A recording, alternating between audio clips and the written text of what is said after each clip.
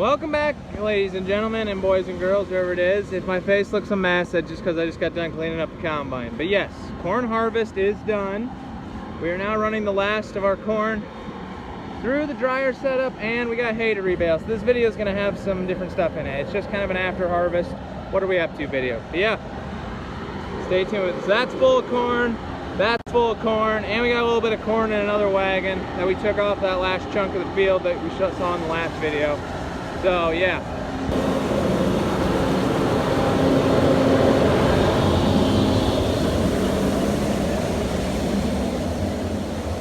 So this is the Quantum dryer controller. It kind of helps us, tells us, you know, what our moisture is, tells us how much corn to go in the dryer. It helps us control, basically just operate the dryer. And so we always set it up in here. And the dryer's right here. Yeah. Then this 26 foot takes it from this wet bin. This is the Makata hopper with a West Steel bin on top.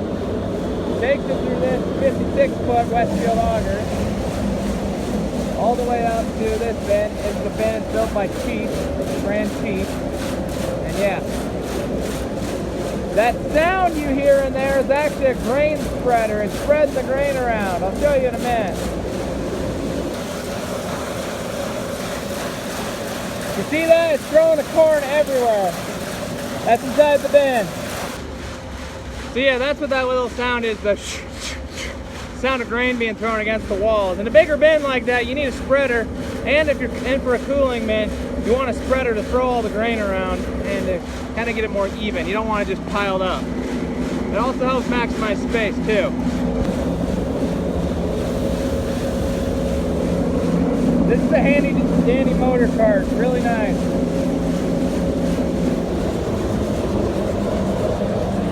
Corn there, corn there. We pretty much have to dry our corn every year. Lately it hasn't been by many points, a few points of moisture, but some years we'll get really wet stuff, sometimes it'll be really dry. This year was a bit drier. Last year was close, but it was still pretty wet. It was wet enough. And then the year before that was still pretty wet, so we had to dry it all. 2020 was the last time I can remember we had corn that was dry out of the field. We were able to dump straight into the bin, no dryer, no nothing. We could just dump it in, run some air on it, and it was good. So yeah, that's just a little history for you there. We're baling hay, guys. 7410. Dewey's Heston into the trailer right there. We're making really nice hay.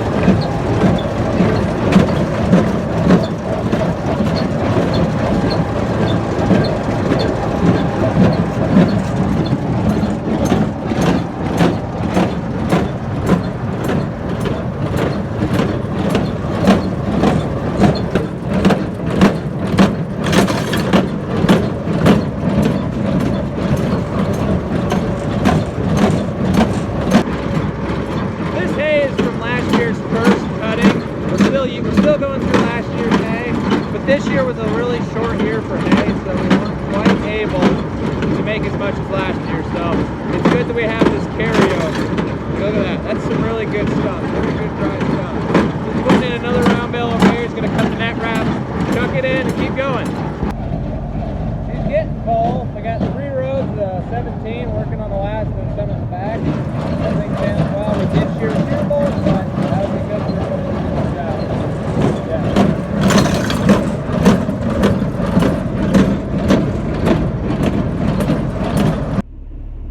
Alright, so we're done with the 80 bales. That's in the trailer over there, pretty much. So fun little story, last time we rebaled, we had to use a 7810 because after our first few small squares we made, I noticed this tractor was leaking oil. And around the oil filter housing. And I'm like, why is it leaking around the oil filter? And I went and checked, the oil filter was tight. It was just all over it.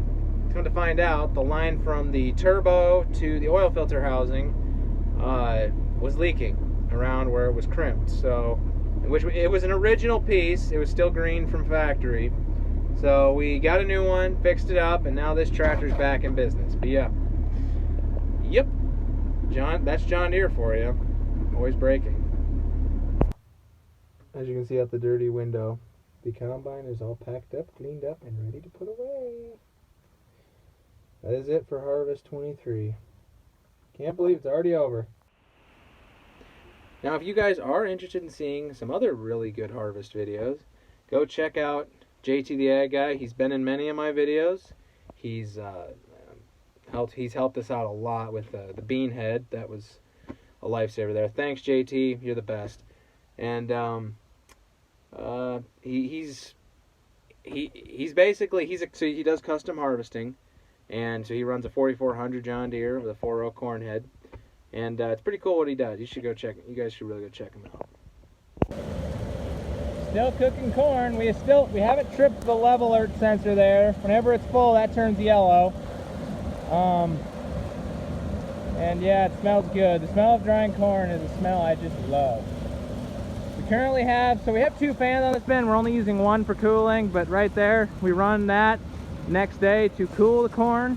You should see the amount of steam that blows out of this bin. It's quite amazing. Yeah, that's why we call it cheap bin, because it's a cheap bin. Alright, it's later in the day. The dryer setup is still going. We are just now tripping the level alert sensor, meaning the bin is going to be full anytime. Looking good. That one's full of oats. Well, ladies and gentlemen, I think it's time to say goodbye to the combine for the rest of the year. She's going to go in that door for the winter. She's ready to go. Alright. Alright guys, thanks for watching. God bless. See you in the next one.